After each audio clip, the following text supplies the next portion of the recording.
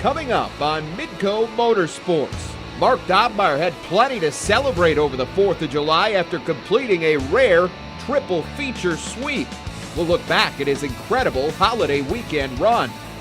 Big money up for grabs in Jackson, where Brian Brown sought a third straight Jackson Spring Sprint Car Nationals crown. We've got the highlights and post-race reactions. All that plus a very special hot laps with the king of the Outlaws, Steve Kinser. The green flag drops now.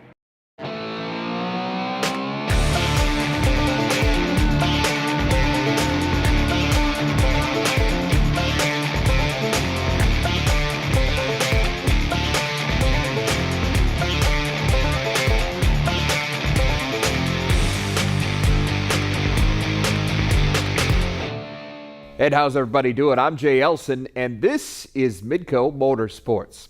Houston Speedway has been a regular stop on the World of Outlaws Tour since 1983. That's been a good thing for the Kinser family, which between Mark and Steve accounted for 16 wins in the first 37 races. Last week, Steve looked to add another checkered flag to his personal collection as he closed yet another chapter in his storied career. The King was honored before things got started. Mayor Larry Beasley declaring July 2nd, 2014 as Steve Kinser Day in Brandon. All right, let's get to the racing. Street stocks were the first of two support class features, and the usual suspects were on display in this one. Points leader Darren Cordles took the lead early, and he stays out front on the restart with about 5 laps remaining. The 11K had finished second to this guy the previous 2 weeks. Gary Brown Jr. ducks underneath Sean Taylor's 71 to move into the runner-up position with just a couple of laps to go. So this time it's Brown chasing Cordles, and the 11K wasn't about to let him catch up. Cordles never really threatened as he goes on to collect his 3rd win of the year at Houston's. That brought us to the 35-lap, 10,000 to win main event. Folks, it was worth every penny. Like Steve Kinser, Sammy Swindell owns 7 World of Outlaws wins at Houston's, and he dominated early on. The pole setter built nearly a 2-second lead before Linton Jeffrey spun out on lap 9 to bring out the caution. It also brought Swindell back to the pack. Mark Dobmeier started 10th, but was up to the 4 spot for the restart, and he kept climbing from there. Dobmeier overtakes Craig Kinser for 2nd here, and then starts to reel in Swindell. He'd catch him on lap 18. Dobmeier with a gutsy move, going 3 wide for the lead, clips the 82 of Roger Crockett, but keeps right on going. Crockett, though, would end up coming to a stop on the front stretch, and that brought out another yellow. Dobmeier and Swindell would battle again off this restart. They trade the lead 3 times over the next few laps before Dobmeier finally starts to pull away. The 13 would get one more challenge, this time for the World of Outlaws points leader. Donnie Schatz, who started 5th, closed the gap in lap traffic, and he makes things really interesting on the final lap. The 15 nearly pulls off the pass in turn 3, but Dobmeier able to slam the door and go on to pick up his 3rd career win with the World of Outlaws. It's his 2nd at Houston Speedway. Schatz came up just short of his first win at Houston since 2007, but still manages to add to his lead in the points. Kerry Madsen, meanwhile, had a heck of a run, coming all the way from 19th to finish in 3rd place. Swindell settled for 4th, with Paul McMahon rounding out the top 5.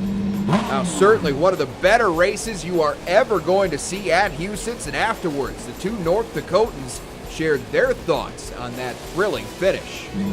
This season's been kind of a different one for us. It's been up and down between blowing motors and getting a tangle up with a car here and there, and you know, this is exactly what our team needed right now, especially about this time of the year. Get us some momentum, and hopefully we can carry this right into the Knoxville Nationals. Have a good run there. Mark kept sliding off the bottom of 1 and 2, and we were good down there.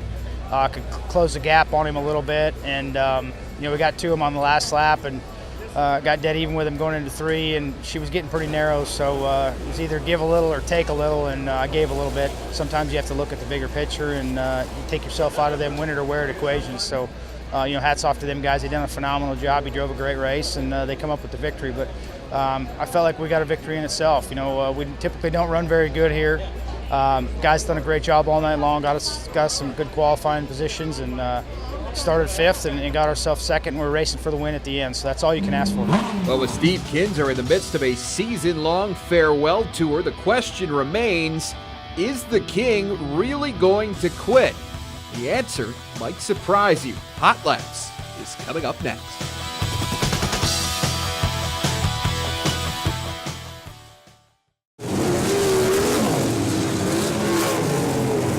And welcome back to Hot Laps. This week, our guest needs no introduction, but we're going to anyway because that's what we do here. The King of the Outlaws, Steve Kinser, joins us. Steve, welcome to the program, bud. It's always be back here to race. I always enjoy racing here. I got this rumor handed to me, this little note handed to me that you're retiring. Already? Yeah, well, we're gonna get through this year, and this is gonna be the last full year I run. I might pick and choose some races. I'll make that decision here at the end of the year what I'm going to do, and but I am going to, if I don't race any, I am going to slack back a lot and just sort of pick and choose where I want to run. Was it a difficult decision to come up with, and did you and Dana and your family kind of decide that, or how did that all come about, and how difficult was that decision? Well, I turned 60, you just can't do it forever, and I've got some other things I'd like to do a little bit before I get too old where I can't do anything, but I still enjoy racing and things. I just want to cut back on the traveling just a little bit, and we'll see what happens. We'll get through this year and finish off this year. So we got, actually I was going to do it this year, just run pick and choose, and then everybody decided we thought we ought to let everybody know that this is the last full year, so we decided to do that. You talked about the tour and being your last year, and you just turning 60 this summer. Did you ever think in your wildest dreams, being a state champion wrestler from Bloomington High, that you would ever be racing professionally and being so successful into your 60s? Well, I mean, that was always my dream, was to race. As a child, watching my dad race and things, I just sort of figured I might get a chance to, run local racetracks and have a job and run on the weekends, but everything worked out well for me where I've made a living and a profession out of it. So the sprint cars have been awful good to me. We've had a lot of good years and won a lot of races and a lot of championships. Let's talk about some of those. Obviously 20 World of Outlaw championships and 12 Knoxville Nationals championships. Obviously every one of them are special. Is there any one of them that are maybe the ones that are more special, the ones that stick out in your mind as maybe the ones that are the brightest star percent? Well, let's hope it's one this year or something like that. But no, they're all special. Special winning one with a non-wing race, and then winning wing races and stuff back in the early years where we went back and forth. Those were special. And then it was pretty special to watch Craig win it actually in one of my race cars. But those Knoxville Nationals, that's it's pretty well our biggest race of the year, and that's if you had to pick one race out, that'd be the one you want to pick out. But I think the biggest thing that's special to me is just we ran so good for so many years and been so competitive and sort of been on top of the sport for a long time. You mentioned the Nationals title that your son Craig won. I had the good fortune of calling radio that night. I don't know who was more happy, Craig or you as a dad. How special was that as a father to see your son win the Knoxville Nationals? Well, it's a great feeling. There've been so many people try to win that Knoxville Nationals. That's just things haven't went right. They run good at Knoxville and run good all across the United States. That hasn't been able to get into victory lane. It was there for a while. I hogged quite a bit of races, and Danny was right in there winning races, and now Donnie shot. So it makes it tough. There's a lot of people that can't say they won the Knoxville Nationals, and that's something Craig can always say. You've dabbled a little bit. Obviously, you've run some IROC races, ran some fendered pavement cars and things like that, but you always came back to the winged dirt 410 sprint car. Why? Well, that's just something I always wanted to do. That's what I really want, really got my love for is the sprint cars, and still do have. Well, congratulations on a tremendous career, Steve. We wish you the best of luck in your finale season. You've been a joy to watch and a tremendous ambassador for our sport. Thanks for everything you've done. Well, I've enjoyed it, and again, you got to thank all the race fans and the media for all the support they've done for Steve Kinser and Steve Kinser Racing over the years. All right, thanks a lot, Ron. We'll take a look at this resume. Kinser, far and away the World of Outlaws all-time winningest driver with 577 career wins and counting. He's also won 20 of the 36 championships in World of Outlaws history, though the last came in 2005. Kinser's 2014 season has not been great. He's currently 8th in the standings with just 1 win and 8 top 5 finishes to his credit. But what a career it's been for the man appropriately nicknamed the King of the Outlaws. The fireworks got started a little early in Jackson, Minnesota. We'll have highlights and post-race reaction from the 7th annual Spring Sprint Car Nationals when Midco Motorsports rolls on.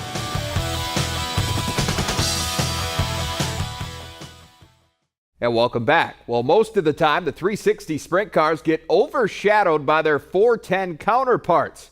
But Jackson Speedway makes sure there's one night each season that's all about them. The Jackson Spring Sprint Car Nationals offer one of, if not the largest payout for 360s in the entire country. And last week, that $10,000 prize was up for grabs in the 7th annual event. Conditions close to perfect in Jackson on Thursday night. We had some fireworks during a heat race. Skylar Prohaska tangles with Lyle Howie III, and the 35 goes spinning down the front stretch. Just minimal damage, though. Prohaska did come back to finish 24th in the feature.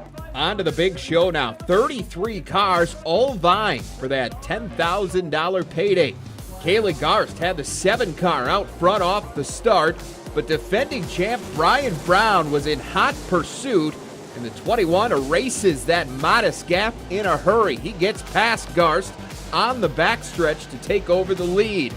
Lap 14, Brown and the rest of the field get slowed to a stop. That after Jody Rosenboom took a wild ride between turns 1 and 2.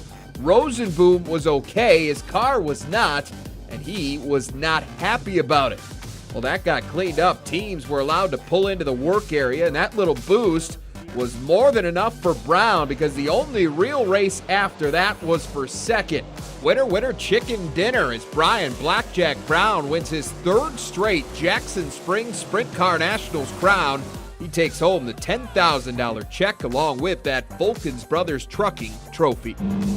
Was able to kind of get the lead there on the first lap, then kind of move around there, and the track changed a lot there in that 25 laps. And it's good to have a good team just to keep you informed of kind of what's going on, and with some hand signals and stuff like that, just to kind of calm your nerves more than anything. So just awesome win, $10,000 here at Jackson, Minnesota. It doesn't get much better than this.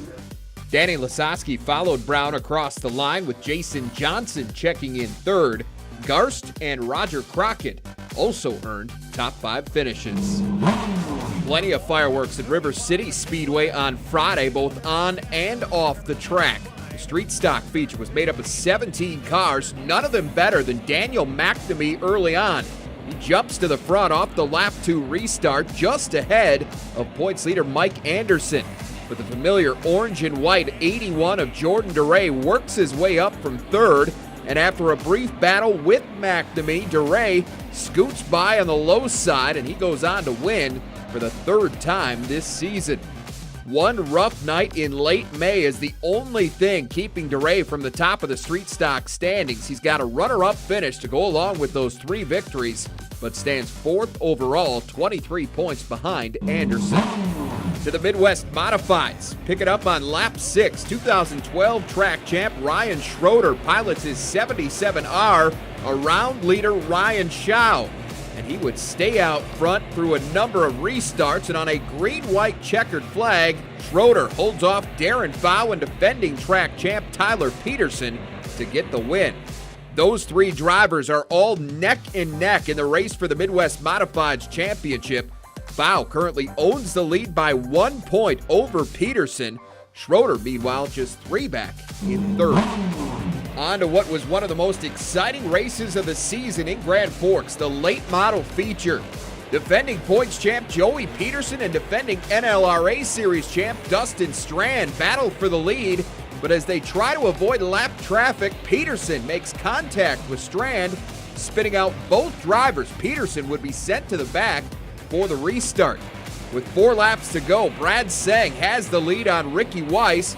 but into turn 4, Weiss catches the back end of the 12S as Seng tries to make a move back up the track. Weiss was determined at fault, so he was sent to the back, and that left Seng to hang on for the win, which he does despite a mangled back end and a push from Peterson, who battled all the way back to finish second. Seng's third win of the season gives him an 8-point lead over Strand in the late model standings. Peterson, Mike Belkin, and Steve Anderson make up the rest of the top 5. 24 cars on hand for the Outlaws Sprint feature, one of them being hometown favorite Mark Dobmeier, who is looking for his third win in as many nights. The 13 car started 9th, but that was just a number to him. Lap 12, Dobmeier working the high side of the bank corners unlike anyone else can at the bull ring.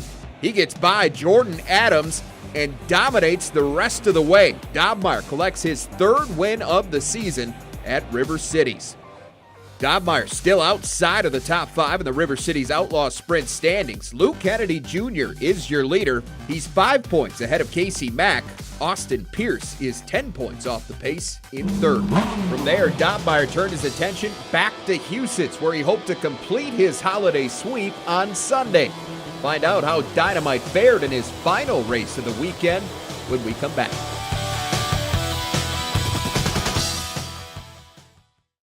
What a week for Mark Dobmeier. He had that World of Outlaws win on Wednesday, followed up by a makeup win at Huset's on Thursday, and then a victory at River Cities on Friday. That's 3 checkered flags in a span of just 3 days.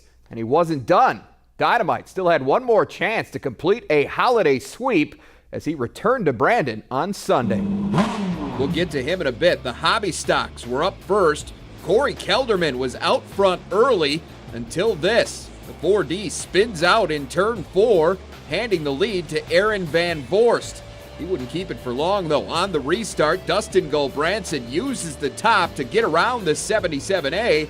And when the 6 car has been in front this season, he's been awfully tough to pass. Gulbranson leads the rest of the way for his 3rd straight win and his 5th in 7 races at Huset's. I guess we're just slowly closing in on the point lead now, and I don't know, I guess it just feels good to have a little win streak going now into the midseason, and hopefully we can keep things going. Gulbranson, the defending champ in this class, now just 2 points off the lead in the standings. He trails Zach Oliver, who's the only other driver to win a hobby stock feature this season. B-Mods were next, and with 7 laps to go, the 0-0 of Dave Kennedy slingshots past race leader Chris Thompson coming out of turn 2. And it went south for Thompson from there. The R car spins out the next time around. He would end up finishing in 8th place. No such problems for Kennedy, though. He collects his first win in 3 appearances at Huset's this season. We got the monkey off our back. We've been wrecking the last couple of weeks, so the car's working good. We got everything back together. I got to thank all my sponsors for helping me get this car out here every week. And for Huset's putting on a good track tonight. Coulter Deutsch finished 2nd on Sunday, extending his lead over Ryan Walker to 26 points in Huset's B-Mod standings. Deutsch has finished 1st or 2nd now in all but 1 race this season. Another guy that's used to running up front this season is Darren Cordles, and the Street Stocks points leader was up there again on Sunday. With 2 laps to go, Zach Van Voorst bobbles in turn 2, opening the door for the 11K, and that's all he needed. Cordles walks right on by and rolls to his 4th win of the year. No one else has more than 2, and that's helping Cordles start to pull away a bit in the standings. He's now 15 points clear of Corey Yai and 56 better than defending track champion Gary Brown Jr. To the 360 championship sprints now. Pick it up on lap 4. Race leader Matt Covington gets caught up in the cushion. That slows him down and allows Eric Lutz to shoot past the 95 as they enter turn 3. And the 6 car dominated from there. Lutz runs away from the field en route to his 2nd win of the season. The cushion was way up on the fence, and I didn't think anyone would be up there in 3 and 4, but kind of had to go up there, and we tried it and ended up working real good. So we kind of stayed up there the whole night. But yeah, the car handled awesome, and got to thank Jeremy Skadden Racing for letting me drive his car this year. So it's been a real treat. Now, Lutz has been pretty consistent all year with 2 wins and 5 top 5 finishes, but he still trails Tommy Barber by 30 points in the standings. Barber, by the way, finished 3rd on Sunday.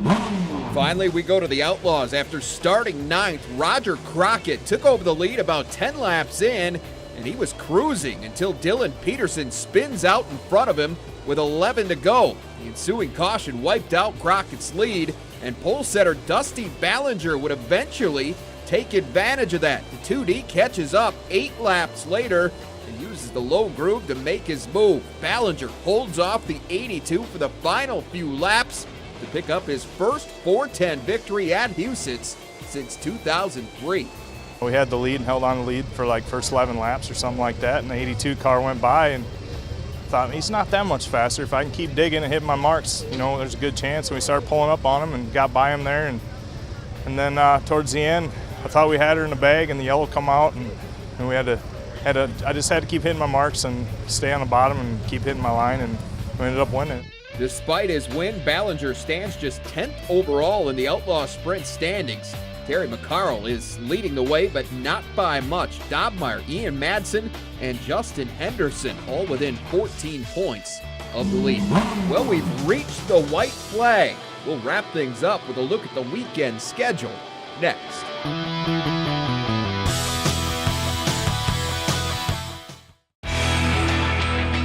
Here's a look at this weekend's Midco Motorsports calendar. Enjoy the races, everyone. We'll see you back here next week.